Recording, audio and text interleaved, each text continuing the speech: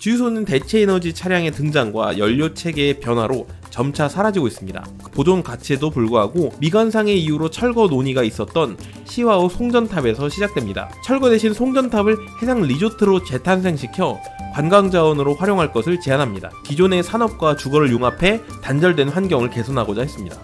현 여의도 국회의사당은 민주주의를 상징하는 건물이지만 실제로는 폐쇄적인 성격을 띠고 있어 지상은 높은 화물차에 편리하게 탑승하는 전용 탑승 주차장으로 전국의 나들목이 체계적으로 조성되며 회전 반경과 물리적 한계에 따라 유유부지가 자연스럽게 발생했습니다. 본 프로젝트는 이를 향후 도시의 잠재적 건축 대지로 재해석하며 일제강점기 시절 강제 채석 활동이 이루어지고 조선인들이 바다에 수몰되어 희생된 사건이 일어난 곳입니다. 순천대학교는 기가건축사사무소의 송하용님, 정석현님이 나온 순천에 위치한 국립대학교입니다. 특히 순천대학교 건축학과는 한국건축학교육인증원으로부터 2회 연속 최우수 등급 인증을 받은 학과로 5년제 학위과정을 운영하고 있습니다.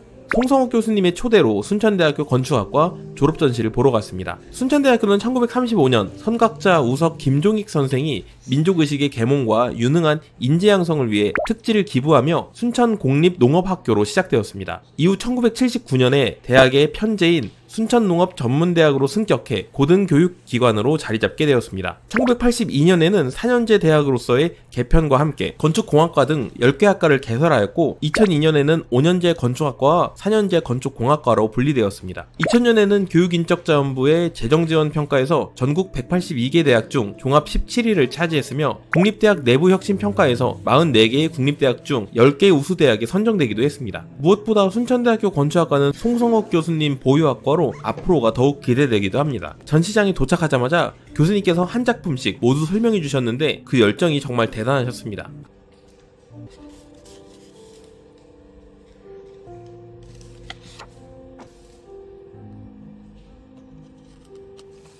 안준규님의 도농누리 마스터플랜입니다. 이 프로젝트를 통해 도시와 농촌 사이에 새로운 관계를 맺는 공원 같은 풍경을 제안하고자 했습니다. 이분법적인 구분을 넘어 도시의 활기와 농촌의 여유가 함께 숨쉬는 새로운 풍경을 그리고자 했습니다. 도농누리 센터는 도시와 들판의 경계에 놓인 가볍고 투명한 막과 같습니다. 이 겹쳐진 열린 공간 속으로 문화, 교육, 커뮤니티와 같은 도시의 활동들이 스며들고 이는 사람과 사람을 잇는 새로운 소통의 허브가 됩니다. 들판의 농촌 체험관 돔은 작은 언덕들처럼 풍경의 한 일부가 됩니다. 익숙한 비닐하우스의 기억을 바탕으로 빛을 부드럽게 담는 ETFE를 사용해 내외부가 흐릿하게 연결되는 공간을 만들었습니다. 작물을 키우고 동물과 교감하며 쉬어가는 사람들의 모습이 내부의 식물들과 어우러져 하나의 활기찬 풍경을 완성합니다. 박채연님의 댐 빌리지입니다. 기상이변으로 인한 극심한 홍수와 가뭄은 기후 대응형 댐의 필요성을 제기합니다. 본 프로젝트는 인프라인 댐을 건축적으로 해결할 수 있을까라는 질문에서 출발해 기능 중심의 폐쇄적 구도를 넘어 주거, 커뮤니티, 문화가 공존하는 입체적 마을로의 댐을 재해석합니다. 아트리움과 수변을 활용한 대형 프로그램은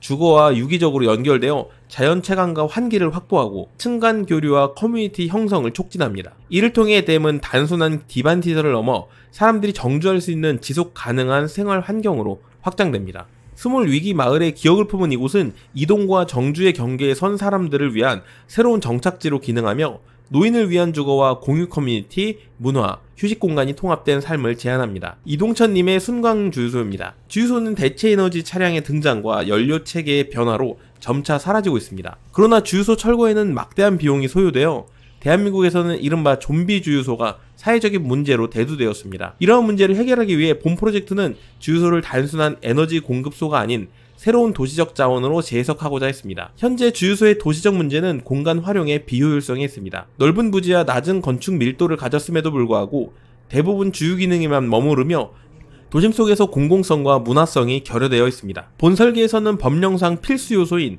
방화벽을 활용하여 미디어 파사드 월을 계획하고 부족한 도시 프로그램을 수용하는 복합시설로 재탄생시킴으로써 주유소가 도시를 밝히는 공공공간이자 복합문화 플랫폼으로 기능하도록 하고자 했습니다. 이현주님의 송전타워입니다. 본 프로젝트는 세계 최초의 해상 송전탑이라는 보존 가치에도 불구하고 미관상의 이유로 철거 논의가 있었던 시와우 송전탑에서 시작됩니다. 철거 대신 송전탑을 해상 리조트로 재탄생시켜 관광자원으로 활용할 것을 제안합니다. 현장 답사 중 텐트에서 숙박하며 낚시하는 모습에서 영감을 얻어 더 나은 낚시 숙소를 구상했습니다.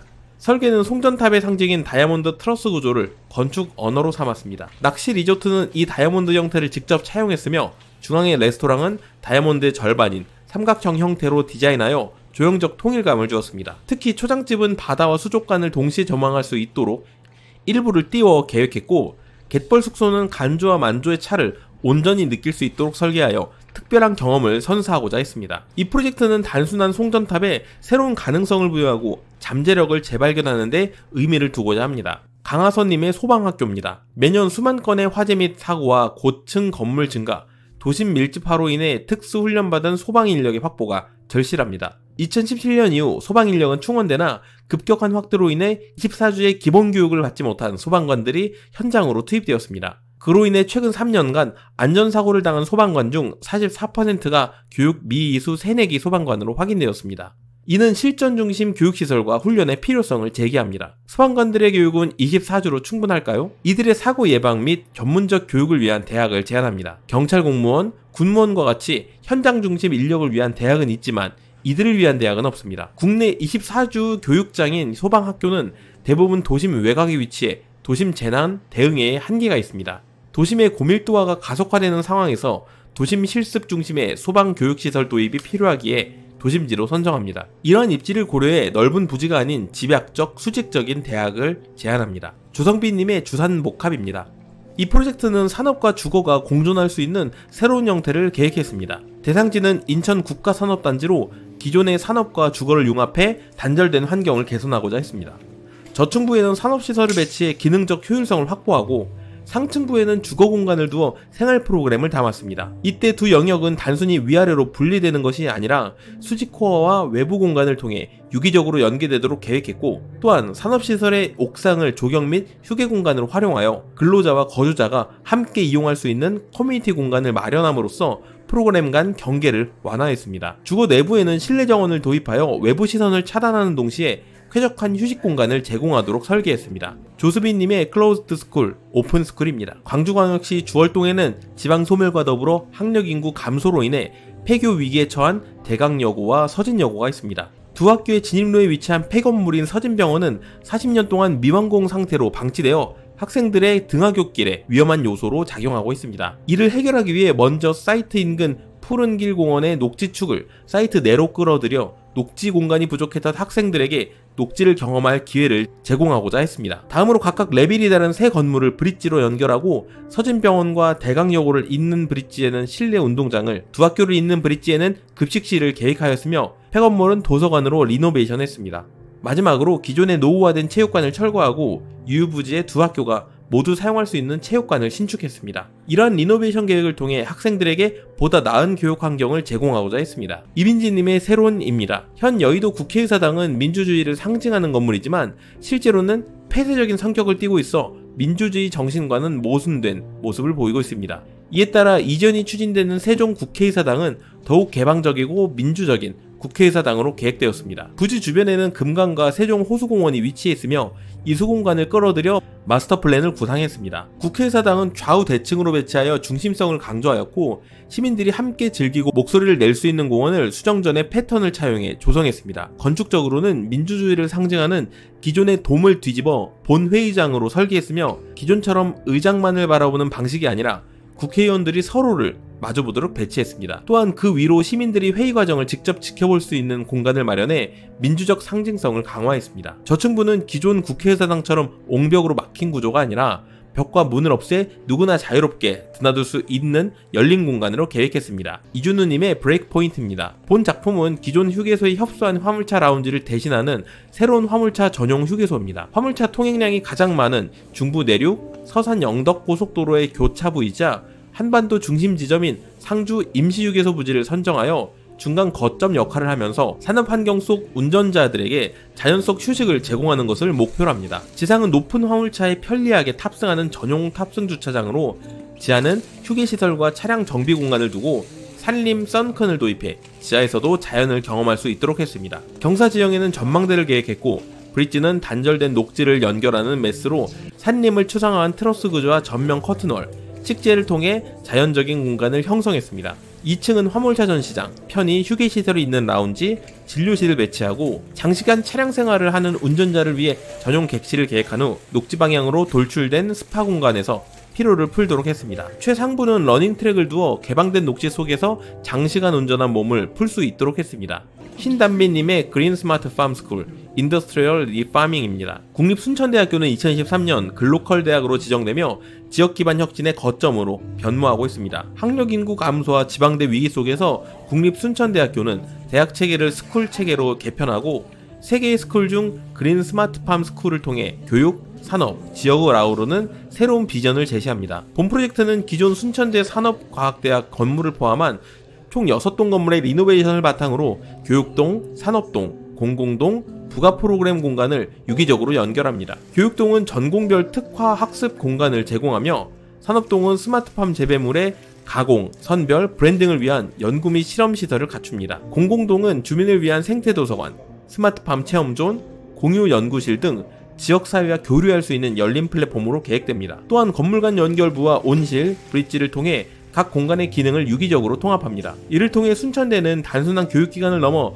지, 산, 학, 융합의 거점으로 진화하며 지역 혁신을 선도하는 대학으로 자리매김합니다. 신지호님의 해원입니다. 이 프로젝트는 건축은 삶을 영위하는 공간이지만 죽음을 영위하는 공간은 무엇일까라는 질문에서 출발했다고 합니다. 한국은 OECD 국가 중 죽음의 질이 가장 낮은 사회로 평가되며 이는 죽음을 지탱하는 인프라의 부족에서 비롯됩니다. 이에 호스피스, 안락사, 장례시설을 아우르는 웰다잉 센터를 제안하고자 합니다. 컨셉은 불교적 의미의 해원으로 삶과 죽음 사이에서 자연으로 돌아가는 과정을 의미합니다. 대상지는 서울 한강 속 무인도 밤섬으로 도심 속에 있으면서도 고립된 특성이 삶의 마지막 여정의 공간으로 적합하다고 판단하였으며 동섬은 해가 떠오르는 방향으로 생명을, 서섬은 해가 지는 방향으로 죽음을 상징합니다. 이에 따라 동쪽에는 호스피스와 안락사 공간을, 서쪽에는 장례시설을 배치하여 삶에서 죽음, 그리고 자연으로 이어지는 흐름을 담고자 했습니다. 해원은 죽음을 단순한 끝이 아닌 자연으로의 귀환으로 해석하며 새로운 웰다잉 길을 제시합니다. 공민재님의 해림입니다. 사람이 떠난 바다에 다시 불빛을 켜고 싶었습니다.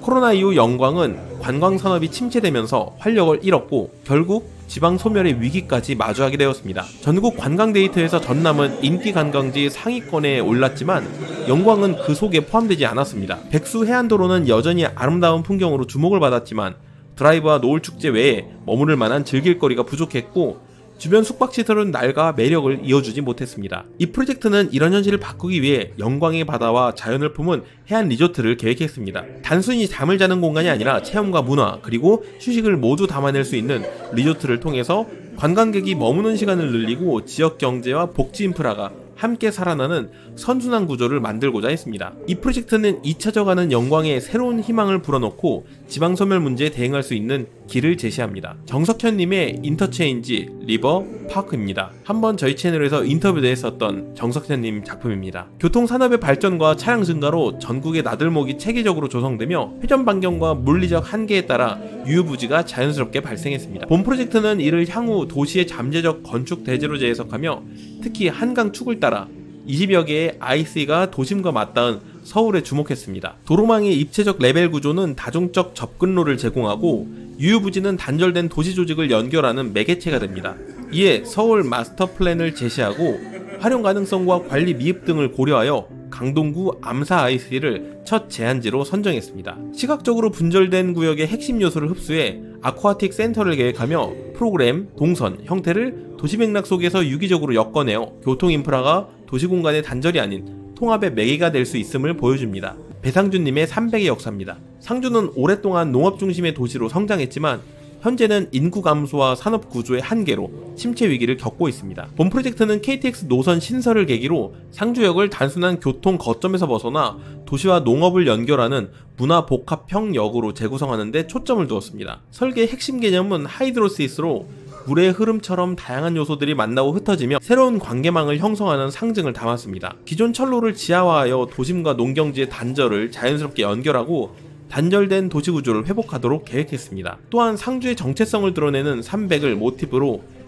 건축적 형태와 공간 프로그램을 구상했으며 역사 내부에는 스마트팜, 농산물 판매, 전시공간, 문화체험시설 등을 배치해 지역 고유의 농업 자산을 현대적으로 재해석했습니다. 이를 통해 상주역은 교통시설을 넘어 농업과 문화, 상업이 공존하는 새로운 도시 중심지로 자리매김하고자 합니다. 박지용님의 옥매 메모리얼 파크입니다. 이 프로젝트는 기존 국내 역사 추모시설의 문제점들을 극복하기 위해서 시작되었습니다. 국내 대부분의 추모시설은 단순히 추모비나 형식적인 공원으로 구성되어 있어 방문객들이 추모의 대상과 의미를 충분히 이해하지 못하고 형식적인 추모 행위에 머무르는 것이 문제로 지적됩니다. 대상지는 전라남도 해남 옥매산 일대로 일제강점기 시절 강제 채석 활동이 이루어지고 조선인들이 바다에 수몰되어 희생된 사건이 일어난 곳입니다. 프로젝트는 대상지를 크게 세 가지로 나누어 각 장소의 역사적 맥락에 맞는 추모 시설을 계획한 마스터 플랜입니다. 추모 동선은 채석된 돌이 운반되었던 경로에 기반하며 첫 번째 장소인 옥매산 정상 절벽에는 추모 전시관을, 두 번째 장소인 저장창고는 채석 노동자 메모리얼로,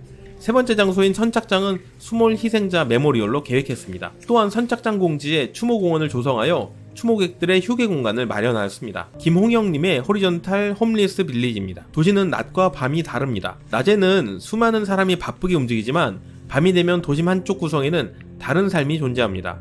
고층 빌딩 아래 지하철역 출입구 옆, 그리고 지하 분수대. 이곳이 누군가에게는 하루하루를 버티는 삶의 터전입니다. 한 번쯤 생각해봐야 합니다. 그들이 사회로 나아갈 기회는 없는 걸까요? 집이란 단순한 거처가 아닙니다. 안전한 쉼터이자 다시 사회로 나아갈 발판이 되어야 합니다. 노숙인을 위한 하우징을 고민하는 이유도 여기에 있습니다. 이 프로젝트는 단순한 주거 공간을 넘어서 자립을 위한 공간, 존엄성을 지키는 집을 만드는 과정입니다. 누군가는 이곳에서 처음으로 안정적인 밤을 맞이할 것이고 누군가는 다시 일어설 희망을 품게 될 것입니다. 이러한 건축적 고민과 해결을 이 프로젝트에 담아보려고 합니다. 찬미 에띠리조님의 We Imagine Myanmar Cultural Diplomatic Embassy Through Architecture입니다. 본 프로젝트는 서울 용산구 한남동의 기존 미얀마 대사관을 재구성하여 다민족 정체성과 문화를 건축적으로 표현하는 새로운 외교 플랫폼을 제안합니다. 공간은 중앙에 파고다를 중심으로 8개의 매스로 배치되며 이는 주요 민족의 균형과 통합을 상징합니다. 파고다는 불교적 정신성을 드러내는 영적 중심축으로 건축 전체의 위계를 정의합니다. 외곽 메스들은 각각 문화, 외교, 공공기능을 담고 서로 열린 경계로 연결되어 교류와 확장을 유도합니다. 특히 2층 런웨이는 전통 의상 전시와 공연을 위한 다목적 공간으로 수평적 개방감을 강조하며 문화적 경험을 활성화합니다. 파사드는 미얀마 전통 격자 문양을 현대적 패널 구조로 재해석하여 국가적 정체성을 시각적으로 드러냅니다. 본 설계는 미얀마의 다양성과 통합을 건축적으로 구체화하며 외교 공간을 넘어 문화 교류와 국가 이미지를 형성화하는 대사관의 새로운 모델을 제시합니다. 홍진채님의 유니온 빌리지입니다. 현재 대한민국 대학교들은 외국인 유학생의 비중이 높아지는 추세입니다. 특히 지방대학의 경우 내국인 재학생 수가 미달되어 외국인 유학생으로 정원을 채워나가는 상황입니다. 미래에는 외국인 유학생의 비율이 더욱 높아질 겁니다. 그렇다면 그들이 머무는 동안 그들의 보금자리는 어떠해야 할까요? 한국형 원룸에 그들의 문화와 습관을 무시한 채 수용하는 것이 맞을까요? 여기에 의문이 생겼고 그들에게도 건축이 새로운 패러다임을 제안해야 한다고 느끼게 되었습니다. 그리하여 학생들이 선택할 수 있는 5가지 타입을 제안하고 자신의 삶과 가장 적합한 방식의 주거를 선택하여 지낼 수 있도록 구성했습니다. 또한 외국인만의 폐쇄된 활동이 아닌 한국인과 교류할 기회를 제공하여 그들의 유학생활을 돕고자 합니다. 나정욱님의 인피나 미디어 금융센터입니다. 여의도 미디어 금융센터는 도시의 심장에서 금융과 언론을 매개하는 새로운 건축적 장치로 기획되었습니다. 여의도가 지닌 금융권역과 원룸권역의 단절, 그리고 교통망의 과밀은 도시적 흐름의 균열을 드러냅니다. 본 프로젝트는 이를 치유하기 위해 허브라는 개념을 건축하였습니다.